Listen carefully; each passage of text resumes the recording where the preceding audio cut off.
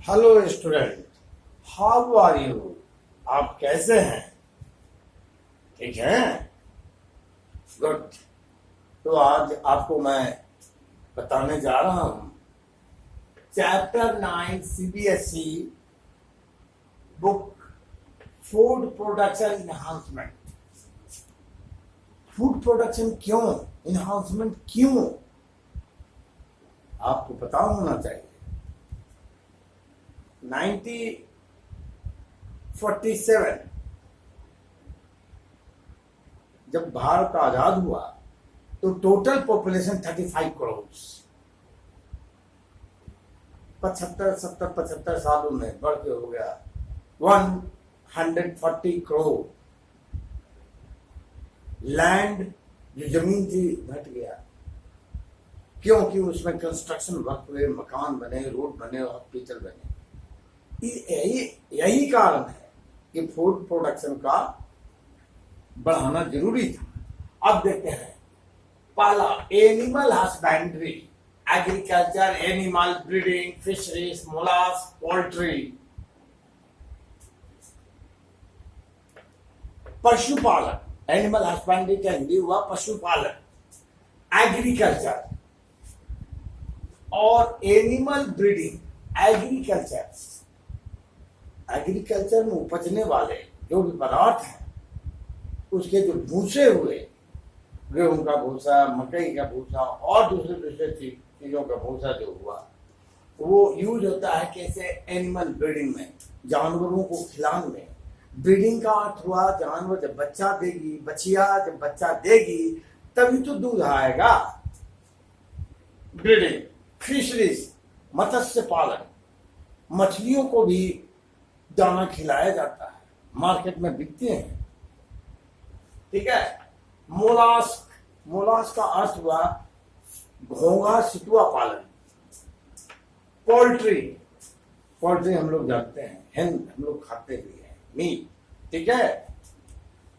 Use by human, egg, milk, meat, honey. ये आदमियों के द्वारा उपयोग होता है, जो हम अंडा है, दूध है, मीट है और हनी है, मध है, ये हम लोग उपयोग करते हैं। दूसरा थी 70% लाइव स्टॉक। बड़े जानवर जब गाय भैंस हुआ, पूरा वर्ल्ड का 70% कहाँ उपस्थित? इंडिया और चाइना में। डेटा क्या है? 25% प्रोडक्ट। दूध का उत्पादन कितना है? मात्र 25%। ये हमको समझना होगा। Clear? Okay. Now come dairy farm management. हमारे पास 200 भैंसे हैं या 200 गायें हैं या कुछ भैंस और कुछ गाय भी है, तो हम देखते हैं वहां डेयरी फार्म मैनेजमेंट में जो सबसे इंपॉर्टेंट चीज है वो है fodder and veterinary doctors. Veterinary doctor ही आपको बताएंगे कि जो चारा है, जो जानवरों को हम खिलाने जा रहे हैं, प्रोटीन की कितनी मात्रा रहेगी, मिनरल क्या रहेगा, कार्बोहाइड्रेट क्या रहेगा, ये सब हम वेटनरी डॉक्टर से पूछ कर ही फॉडर का हम सिलेक्शन करेंगे, ताकि हमारा जो दूध का उत्पादन है और जानवर बीमारी रहित रहे। इसके लिए वेटनरी डॉक्टर का होना जरूरी है। Next, poultry farm management. इसमें भी है बर्ड्स, डक, गीज मैंने होता है हंस।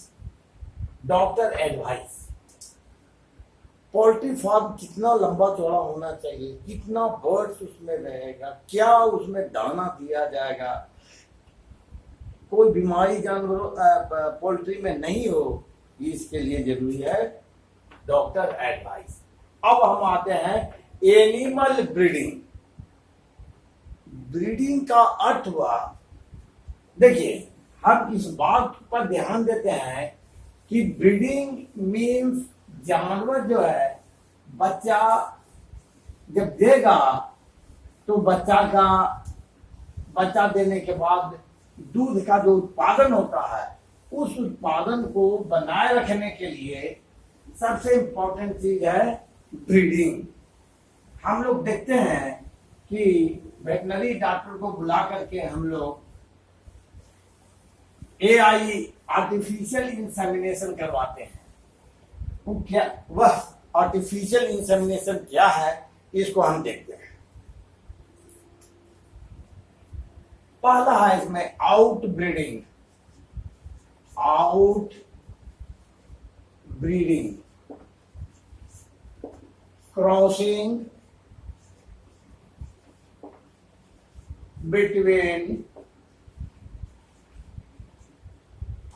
between unrelated animal, unrelated animal। जब ब्रीडिंग करवाते हैं तो दो एनिमल कैसा होना चाहिए, अनरिलेटेड, जैसे जर्सी और Friesian.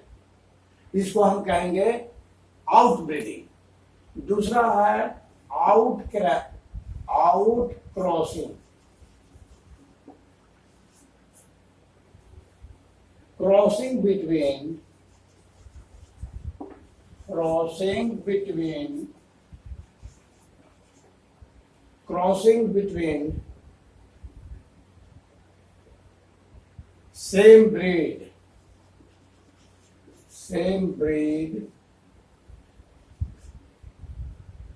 same breed, no common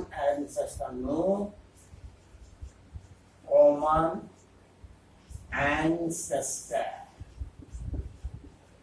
अब देखिए, हमको पता है क्रॉसिंग कैसे होता है, एक गाय और एक बुल, ठीक है, इसको मैटिंग कहते हैं। दोनों के मिलन से ही बच्चा उत्पन्न होता है, जैसा कि हम जानते हैं। तो इसमें क्या है, crossing between same breed, no common ancestor, माने उसका पूर्वज जो रहा होगा वो सेम नहीं होना चाहिए। तीसरा है क्रॉस ब्रीडिंग,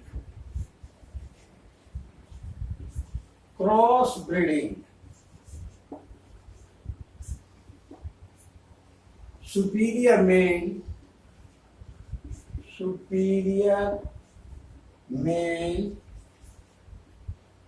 and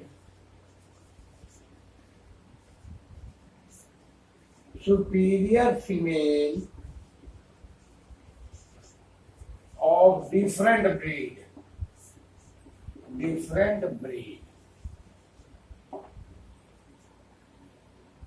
देखिए, क्रॉस ब्रीड, सुपीरियर में उच्च क्वालिटी का सांड या बुल, और दूसरा सुपीरियर फीमेल, जैसे जर्सी या फ्रीजियन, दोनों का सुपीरियर जो है उसी को हम लेते हैं। बच्चा भी ठीक होगा, दूध का क्वालिटी भी बढ़ेगा, quality and quantity.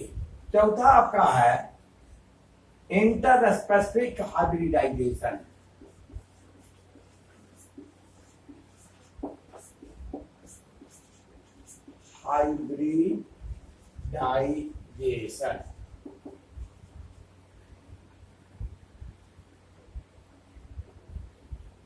two related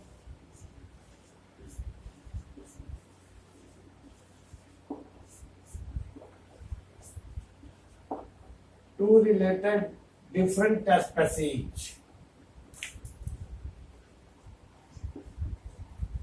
interspecific hybridisation, two related, जैसे घोड़ा और गधा, एक मेल और एक फीमेल, इससे बच्चा होगा म्यूल, खच्चर जिसको कहते हैं। ये बहुत ताकतवर होता है, सामान ढोने में पहाड़ी इलाकों में खच्चर का, म्यूल का बहुत ज्यादा उपयोग होता है, जिसको हम बोलते हैं interspecific hybridisation. Now mule के बारे में हम ये देखते हैं कि इसका बहुत ज्यादा इकोनॉमिक इंपॉर्टेंस है। इकोनॉमिक इंपॉर्टेंस के कारण ही इसको हम उपयोग करते हैं। अब हम देखते हैं AI artificial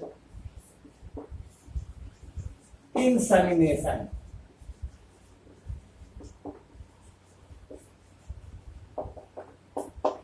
yes, artificial insemination, bull का जो स्पर्म है वो ऑलरेडी जार में रखा रहता है, उसमें नाइट्रोजन जो है वो रहता है, नाइट्रोजन लिक्विड फॉर्म, जिसका temperature more than -170 degree centigrade रहता है।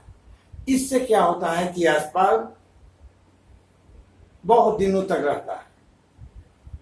और आर्टिफिशियल इंसेमिनेशन जो डॉक्टर या वेटरनरियन स्टाफ करते हैं, जिससे हमको क्वांटिटी और क्वालिटी दूध का बढ़ जाता है। जब बच्चा देती है, बाछी होती है, बड़ा होकर के दूध का क्वालिटी एंड क्वांटिटी बढ़ जाती है।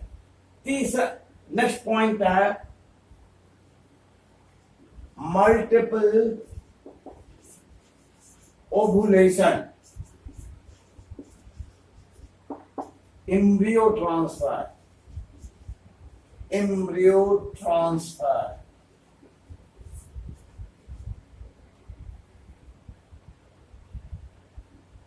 टेक्नोलॉजी, टेक्नोलॉजी, इसका हिंदी नाम है MOET। देखिए, multiple ovulation embryo transfer technology, यह क्या है कि गाय जो है पर साइकिल एक अंडा का निर्माण करती है। उस हम FSH देते हैं, फॉलिकल स्टिमुलेटिंग हार्मोन, और FSH जो है वो क्या करता है, 6 to 8 एग का निर्माण करता है पर साइकिल। एक साइकिल में 6 to 8 एग का निर्माण करता है। एग कहां निर्माण होता है, बाई ओवरी, ठीक है।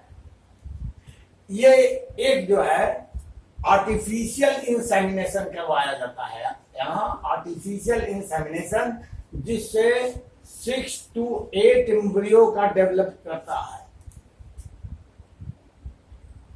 आर्टिफिशियल इंसेमिनेशन के बाद 6 to 8 एम्ब्रियो का फॉर्मेशन होता है। उस एम्ब्रियो को जो है जब 32 सेल्ड स्ट्रक्चर हो जाएगा, तब क्या है, सैरोगेट मदर में ट्रांसफर कर दिया जाता है। सैरोगेट मदर का अर्थ हुआ वैसे गाय या भैंस जो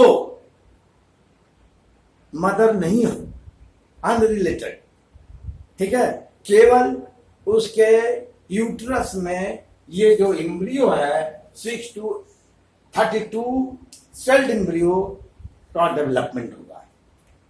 dear son, if you like this video, please subscribe and like, so that I can produce better video very soon. Thank you.